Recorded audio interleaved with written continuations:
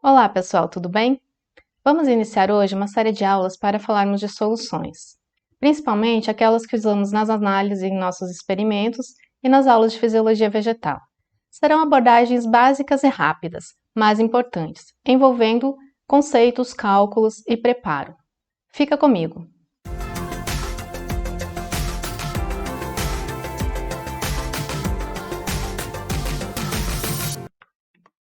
Eu sou a professora Dani e hoje eu vou falar um pouco sobre o conceito e concentração de soluções, destacando a concentração comum.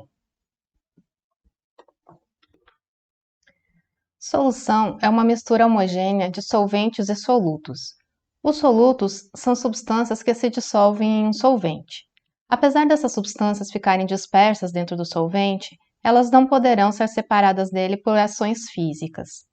O solvente, por sua vez, é a substância que vai dissolver, e ele depende de sua solubilidade, que nada mais é do que a capacidade que um solvente tem em interagir com um soluto de maneira mais forte do que as partículas de soluto têm em interagir entre si. Por isso, a escolha do solvente vai depender da natureza do soluto, uma vez que essas substâncias precisam combinar. Apesar da água ser considerada o solvente universal e ser usada para o preparo da maioria das soluções, ela não dissolve todas as substâncias. Assim, outros solventes como álcool, acetona, ácidos e DMSO podem ser usados, dependendo do que se quer dissolver. Um exemplo disso, na fisiologia vegetal, é a extração de clorofilas, onde tanto a acetona quanto o DMSO podem ser usados, já que esses pigmentos fotossintetizantes estão localizados nas membranas dos tilacoides, que são lipídicas e não se dissolvem na água. As soluções podem apresentar diferentes concentrações, e o soluto é quem determina essa concentração, pois ela depende da quantidade de soluto dissolvido. É sempre importante se observar a concentração que se quer para o que vai ser feito. Muitas das soluções que preparamos em laboratório para as análises de fisiologia vegetal estão em concentração comum, ou seja, em porcentagem, relacionada à quantidade de soluto que tem dentro da solução, que pode ser peso-volume ou volume-volume. Gramas por litro também é uma forma de concentração comum. A concentração molar está relacionada ao peso molecular e veremos em outra aula. Partes por milhão, o famoso ppm, e outras concentrações também podem ser utilizadas. Vamos então hoje ver como preparar uma solução em concentração comum. A fórmula para calcular a concentração comum é a concentração igual a massa em gramas dividida pelo volume, que pode ser em litro ou mililitro. Para exemplificar, vamos calcular a concentração de uma solução na qual você utilizou 80 gramas de um soluto para preparar 400 ml de solução. Podemos calcular a concentração utilizando 80 gramas dividindo por 0,4 litros e teremos a concentração de 200 gramas por litro. Ou podemos utilizar o volume em mililitros, então dividindo 80 por 400 mililitros é igual a 0,2 gramas por ml. Muitas vezes utilizamos concentrações muito baixas e trabalhar com mililitro fica mais interessante. Na anatomia e fisiologia vegetal, utilizamos muito a concentração em porcentagem, como por exemplo o álcool 70%, acetona 80%, ácido sulfossalicílico 3% e por aí vai. Então vamos entender um pouco sobre essa porcentagem. Vamos começar com um exemplo bem simples, que é a solução que utilizamos para esterilizar as sementes nas aulas de germinação, ou hipoclorito de sódio a 20%. É muito comum usarmos a água sanitária para prepará-lo, que seria o hipoclorito de sódio comercial. Neste caso, é só uma diluição simples mesmo, onde o soluto e o solvente são líquidos, e nós temos uma solução comum, volume-volume. Assim, para preparar essa solução, então, nós vamos precisar de 20 ml de hipoclorito e 80 ml de água destilada. Assim, teremos 100 ml da solução de hipoclorito de sódio 20%. E se a gente quiser preparar 350 ml? Você já sabe que para preparar 100 ml, para 100 ml, você precisa de 20 ml do hipoclorito. E para 350 ml de solução total, nós vamos precisar de X.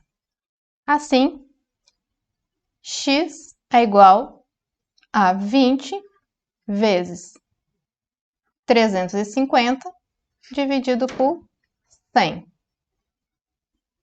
20 vezes 350 dá 7.000 dividido por 100.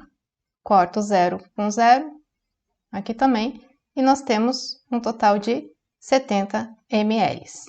Então, para preparar 350 ml de hipoclorito 20%, nós vamos utilizar 70 ml do hipoclorito de sódio mais 280 ml de água. Certo? Vamos falar mais de preparo de solução volume-volume na aula de diluição. Tranquilo até aqui, não é? E se a solução que vamos preparar for com soluto sólido? Aí nós teremos uma solução peso-volume, onde o soluto é sólido e o solvente é líquido. Como exemplo, vamos usar uma solução de sacarose 20%.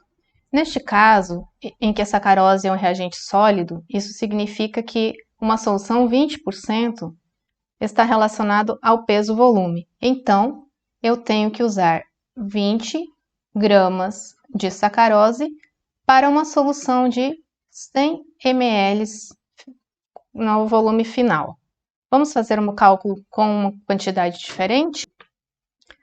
Calcule quanto de sacarose é necessário para preparar 40 ml de uma solução 20%. Então, vamos montar a regra de 3.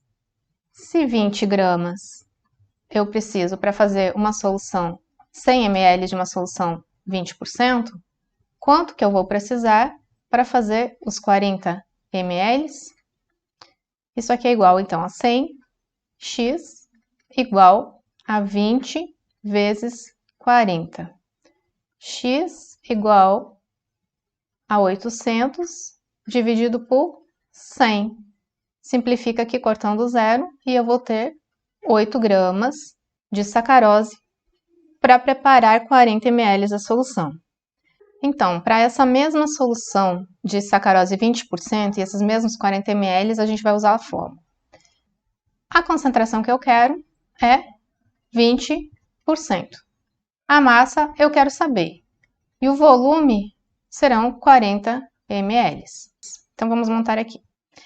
20% é 20 sobre 100, igual a massa, né, dividido por 40, que é o volume que eu quero. Como 40 está dividindo, ele vai passar para cá multiplicando. Então, eu tenho 20 vezes 40 dividido por 100 é igual a M. Então, M é igual a 800 dividido por 100. Simplifica aqui cortando zeros e eu vou ter os 8 gramas de sacarose para a produção de 40 ml de solução 20%. Uma coisa importante que precisamos destacar aqui é que com reagentes sólidos não basta juntar o solvente e o soluto. Primeiro, precisamos dissolver os 8 gramas em um volume de água menor do que os 40 ml e depois completar o volume, uma vez que o peso do reagente sólido não corresponde ao seu volume.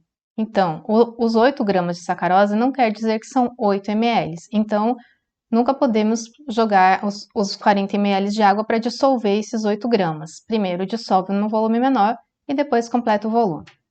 Vamos então para outro exemplo. Uma análise que usamos na fisiologia é o teor de prolina nas plantas. A prolina é um aminoácido relacionado ao estresse hídrico e para sua extração a partir do material vegetal é utilizado o ácido sulfossalicílico 3%. Então, para a gente ter esse exemplo, digamos que você vai fazer essa análise em seu experimento e vai preparar esse extrator. Em seu experimento, tem 48 amostras para extrair a prolina. Para cada amostra, são necessários 10 ml de ácido sulfossalicílico 3%.